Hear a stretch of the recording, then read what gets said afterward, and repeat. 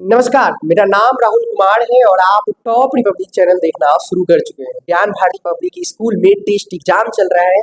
Junior का exam आज आखिरी है और सीनियर का एग्जाम खत्म हो चुका है। हमारे साथ विक्रम सर है जो एग्जाम कंट्रोलर के रूप में ज्ञान भारती के जितने भी एग्जाम अभी हाल में चल रहे हैं उसको कंट्रोल विक्रम सर करते हैं। विक्रम सर से जानेंगे कि इसकी कंट्रोल मैनेजमेंट कैसे की जाती है और वो क्वेश्चन का आपको जवाब आपको हम दिलवाने का प्रयास करेंगे। अगर ये पेरेंट्स वीडियो देख रहे हैं तो उनके लिए भी बेनिफिट है, अगर कोई स्टूडेंट वीडियो देख रहा है तो उसके लिए भी बेनिफिट है। कैसे हैं सर आप? अच्छे हैं राहुल जी। एक्चुअली मुझसे पहले एग्जाम कंट्रोलर निखिल सर थे। मैं उनका एक सहयोगी था लगभग 3-4 सालों तक। 3-4 सालों तक उनकी मदद करता था। वो जो करते थे वो मैं सीखता था। धीरे धीरे जब उनको लगा कि मैं भी अब कर सकता हूँ तो उन्होंने 1-2 साल तक मेरी मदद की कैसे करना है, और उसके बाद से मैं सारा काम खुद कंटिन्यू करता हूँ। सर परीक्षा की जो तैयारी होती है उसकी जो प्रक्रिया होती है उसकी तैयारी आपने कैसे किया? एक्चुअली बच्चे परीक्षा की तैयारी दोनों के लिए है। शिक्षकों के लिए भी है और बच्चों के लिए भी। और आई थिंक एग्जाम जो है वह बच्चों के लिए एक सेलिब्रेशन है, एक फेस्टिवल है। नहीं, जैसे कि हमारे हिंदू धर्म में जितने भी त्योहार हैं वो किसी न किसी एक्सीडेंट से जुड़ा हुआ है।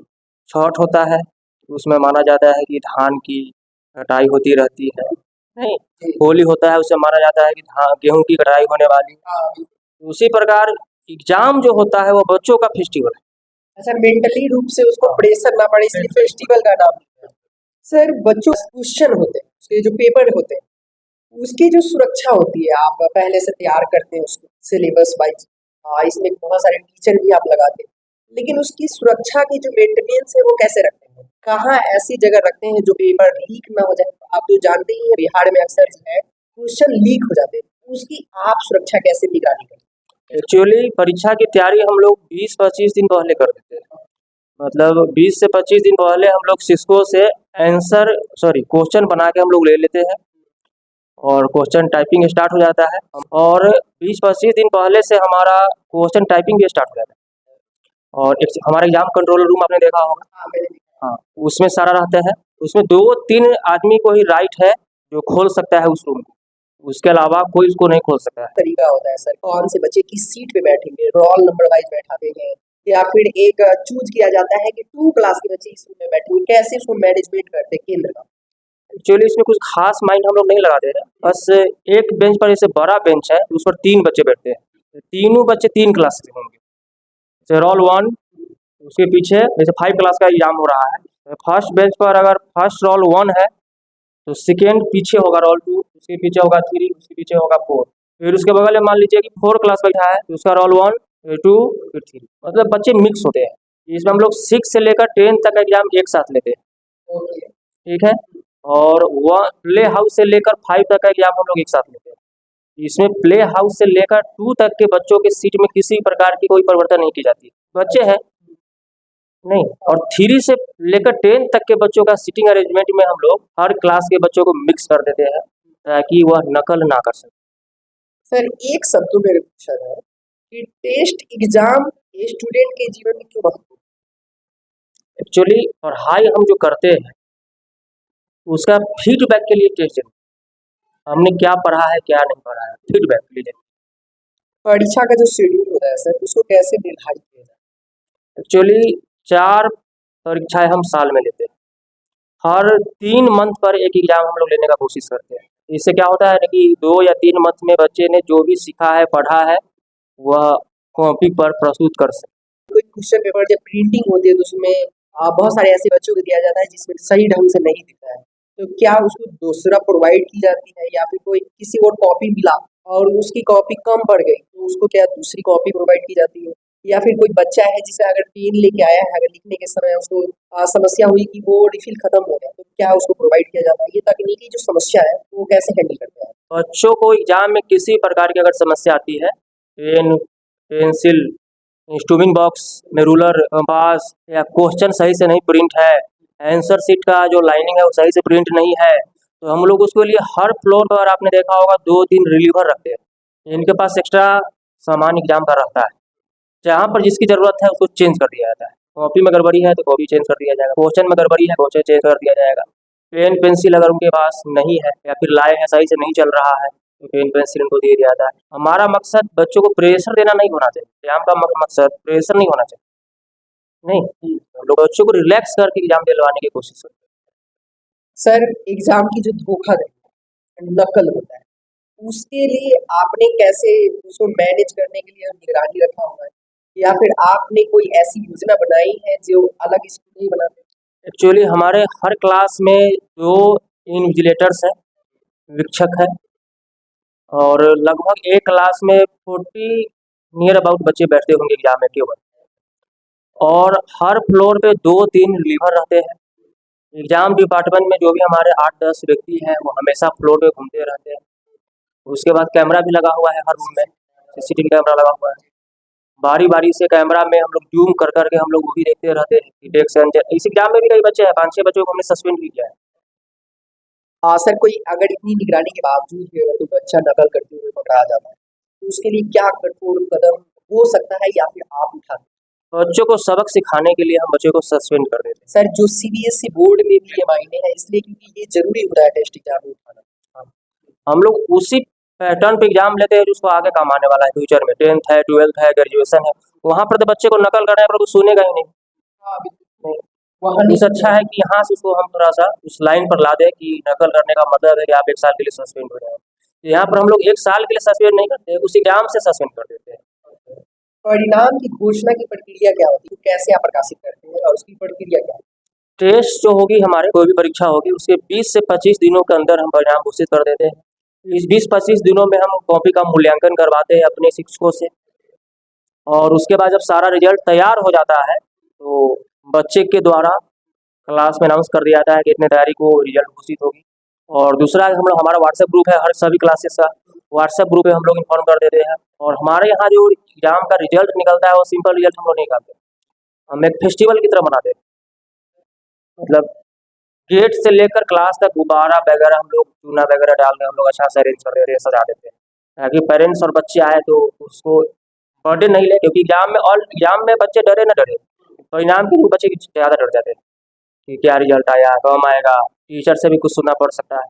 सर एक क्वेश्चन और है, आपने तो बताया कि उसको प्रकाशित कैसे करें, कॉपी का जो मूल्यांकन होता है उसकी जो रिजल्ट घोषणा से पहले जो कॉपी चेक होता है उसकी जो प्रक्रिया है उसको कैसे मैनेज करते हैं और उसका आपका प्रक्रिया क्या है? एक्चुअली एग्जाम जो होता है उसमें कई टाइप्स के क्वेश्चन होते हैं, ऑब्जेक्टिव्स क्वेश्चन होते हैं और सब्जेक्टिव क्वेश्चन होते हैं। ऑब्जेक्टिव में मल्टीपल चॉइस क्वेश्चन हो सकते हैं, ट्रू फॉल्स हो सकते हैं, फिल इन द ब्लैंक्स हो सकते हैं। तो यह सब जो क्वेश्चन रहता है वह 1 मार्क्स का रहता है, 1 मार्क्स का, ठीक है।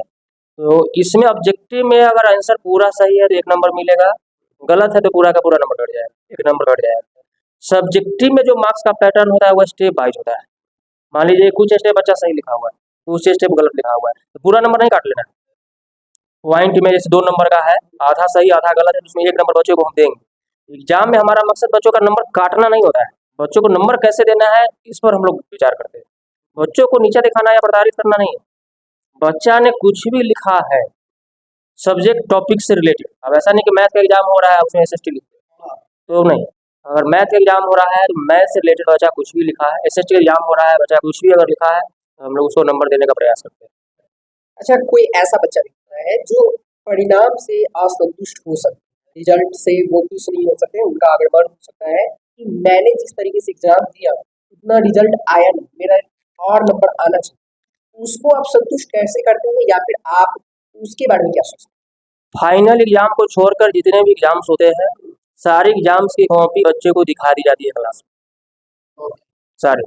बस यही संतुष्ट करने का आपका तरीका है कि अगर कोई बच्चा असंतुष्ट है तो उसको कॉपी दिखा दिया जाता है कि आपने ये गलत लिखा है इसलिए नंबर कटा है, ये सबसे बेस्ट तरीका है सर।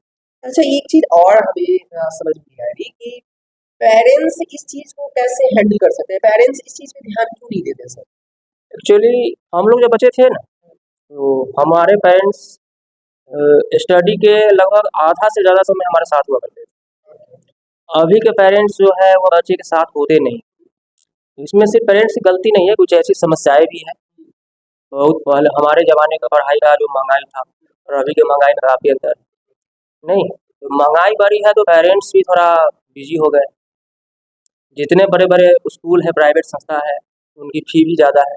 फी ज़्यादा है, इसमें स्कूल की गलती नहीं है। स्कूल को बहुत सारा मेंटेन करना पड़ता है, टीचर से लेकर, बिजली से लेकर, स्मार्ट क्लासेस वगैरह, बहुत सारे क्लासेस। पेरेंट्स बिजी होते हैं, जिसके कारण बच्चे पर ध्यान नहीं दे पा रहे हैं।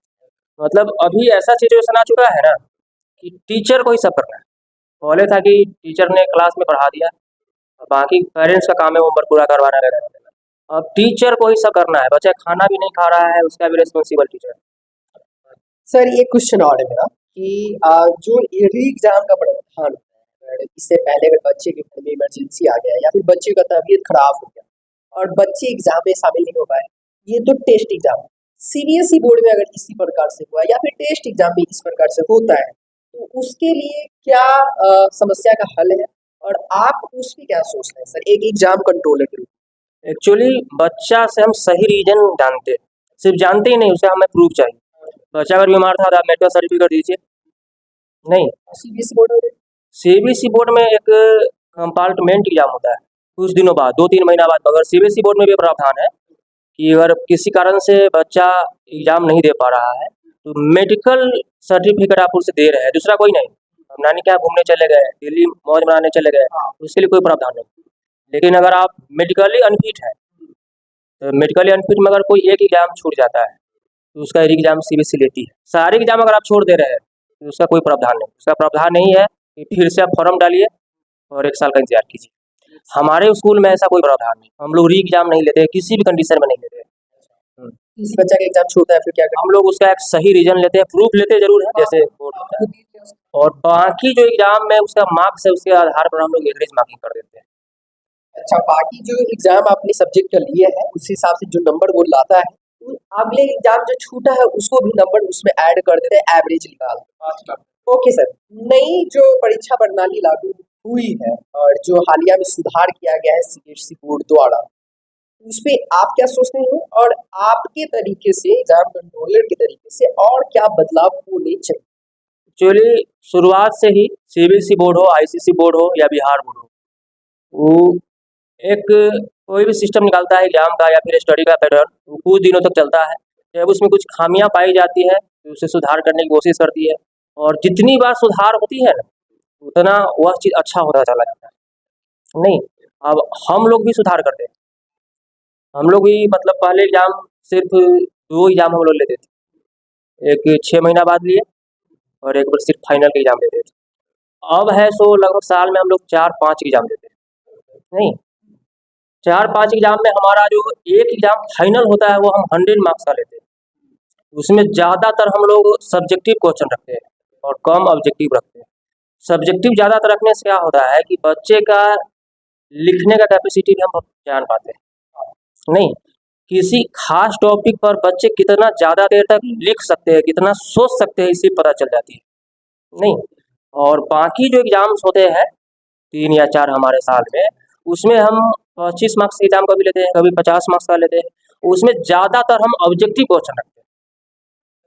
सर अभी जो हाल ही में एग्जाम खत्म हुआ है, जैसे जूनियर का और सीनियर का, तो क्या कहेंगे उसको, शुभकामनाएं अगर आपको देना हो या फिर अब तो एग्जाम उनका खत्म हो गया हो, तो मेंटली रूप से वो भरते होंगे और बहुत सारी चीज सोच रहे होंगे, जिनका एग्जाम सही ढंग से नहीं गया होगा तो वो थोड़े से डिप्रेस भी हो सकते हैं, उसको आपका क्या सजेशन होगा? मैं बस उन बच्चों को यही कहना चाहूँगा, जिनका एग्जाम अच्छा से गया हो या फिर जिनका एग्जाम अच्छा से नहीं गया हो, दोनों अपने लाइफ को चिल करें। जो होना था हो चुका है। डिप्रेशन होने से ना मार्क्स बढ़ने वाले हैं, ना ही उनको दोबारा क्वेश्चन पेपर दिया जाएगा। उससे अच्छा है कि जो होना था हो चुका है। नहीं, जो हम लोग कहते हैं ना कि जब जागो तब सवेरा है, ये हमारे महान पुरुषों ने कहा है, कोई गलत नहीं कहा है। जो गलत हुआ उसको छोड़ देना है, अब आगे की पढ़ाई हमें करनी है। और हमारे महापुरुषों का कुछ थॉट सब जो है, उसमें एक थॉट है कि जब जागो तब सवेरा। जब जागने का मतलब सोकर उठना यहाँ पर नहीं है, जागने का मतलब है कि लाइफ से सबक लेना। नहीं, बहुत सारे बच्चे आपने ऐसा देखा होगा कि 10th तक वो कुछ भी नहीं, 10th के बाद उसका जलवा आ जाता है, उसमें एक नई जोश आ जाती है। तो एग्जाम हमारे लाइफ को डिसाइड नहीं कर रहा है। हाँ, एग्जाम में मार्क्स आना चाहिए। कहीं कहीं आपने सुना होगा कि लोग कहते हैं कि मार्क्स मैटर नहीं करता है, मार्क्स मैटर करता है। मैं कहता हूँ कि मार्क्स मैटर करता है। नहीं, अगर आपने मार्क्स आपको नहीं आ रहा है, इसका सीधा मतलब है कि आपने पढ़ा नहीं है। मार्क्स आ रहा है इसका मतलब है कि आपने पढ़ा है, और जब पढ़ा है तो मार्क्स आएगा नहीं। अच्छे यूनिवर्सिटीज में आपको एडमिशन लेनी है, अगर आपको मार्क्स नहीं है, अगर हम वहाँ पर कहेंगे कि मार्क्स मैटर नहीं करता है, तो क्या अच्छा यूनिवर्सिटी आप एडमिशन लेगा?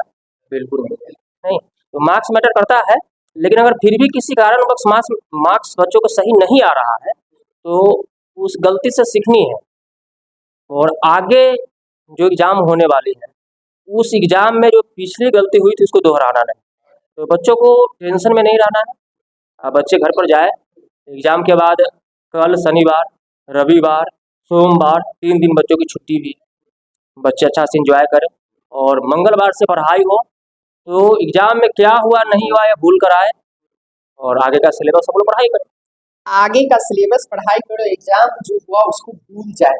बाकी अगर ये वीडियो आपको पसंद आई, एग्जाम से रिलेटेड आपने बहुत सारे ऐसी जानकारी है जो आपने सुना, पेरेंट्स भी जानना चाहते थे कि बच्चे का जो एग्जाम होता है उसकी रिजल्ट कैसे प्रकाशित होती है, क्वेश्चन पेपर कैसे तैयार किया जाता है, सारी डिटेल विक्रम सर ने दी।